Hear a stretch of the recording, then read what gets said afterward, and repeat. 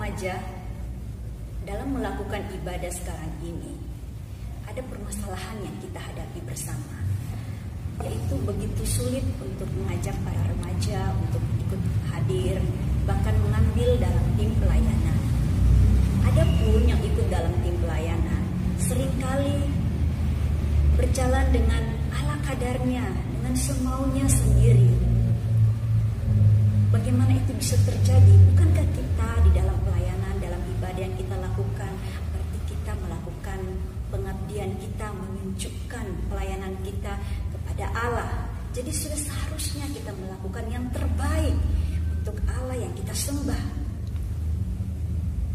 Bukan itu saja, walaupun kita sudah melakukan ibadah kita, harus berlanjut pada kehidupan kita, baik di rumah masing-masing ataupun di tempat studi, di sekolah. Kita harus menunjukkan sikap bahwa kita sebagai anak-anak Tuhan harus melakukan yang Tuhan perintahkan dan menjauhi apa yang Tuhan larang. Itulah ibadah yang sejati yang seharusnya kita lakukan. Kita melihat orang Farisi, mereka sangat taat di dalam ibadah kepada Allah, bahkan dianggap sebagai penegak dan peneliti hukum-hukum Taurat. Mereka menganggap bahwa orang yang mengasihi Allah akan melakukan hukum Taurat, dan orang akan dihukum jikalau mereka tidak melakukan hukum Taurat tersebut. Kita akan membaca nats dari Lukas 7 ayat 44 sampai dengan ayat yang ke-47. Saya akan bacakan. Dan sambil berpaling kepada perempuan itu, ia berkata kepada Simon, "Engkau lihat perempuan ini? Aku masuk ke rumahmu, namun engkau tidak memberikan aku air untuk membasuh kakiku. Tetapi ia membasuh kakiku dengan air mata dan menyekahnya dengan rambutnya. Engkau tidak mencium aku, tapi sejak aku masuk, ia tiada henti-hentinya mencium kakiku. Engkau tidak meminyaki kepalaku dengan minyak, tapi ia meminyaki kakiku dengan minyak wangi. Sebab itu, aku berkata kepadamu, dosanya yang banyak itu telah diampuni, sebab ia telah banyak berbuat kasih. Tetapi orang yang sedikit diampuni, sedikit juga ia berbuat kasih." Pada saat itu, orang Farisi menjamu makan Tuhan Yesus di rumahnya. Namun ada kejadian di mana ada wanita yang datang juga di belakang kaki Tuhan Yesus. Wanita itu dikenal sebagai wanita pendosa di wilayah itu.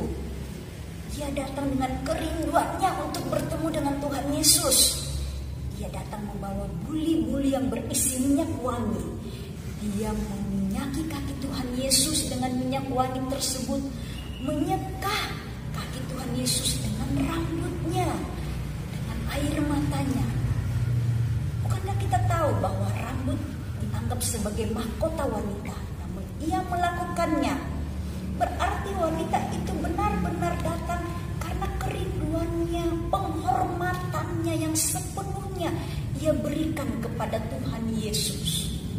Namun hal itu bertentangan dengan apa yang dianggap pemahaman tentang orang-orang Farisi, bahwa orang-orang yang mencintai Allah tidak boleh bersentuhan dengan orang yang berdosa. Nah, ini terjadi. Dari kisah orang Farisi ini kita melihat bahwa mereka hanya menitik beratkan pada ritual peribadatan di gereja saja, di tempat ibadah saja. Namun Tuhan ingin mengajarkan bahwa ibadah di gereja itu tetap harus kita lakukan. Namun tidak sampai di situ saja. Ibadah kita berlanjut kepada kehidupan sehari-hari kita. Baik itu teman-teman berada di rumah, di sekolah, atau dimanapun dengan berjumpa dengan siapapun. Dan kita tahu bahwa Tuhan sudah menebus dosa kita. Dia sudah memberikan hidupnya dengan kasih karunia yang sempurna untuk kita. Jadi apapun yang kita lakukan, kita berikan secara totalitas kepada Tuhan.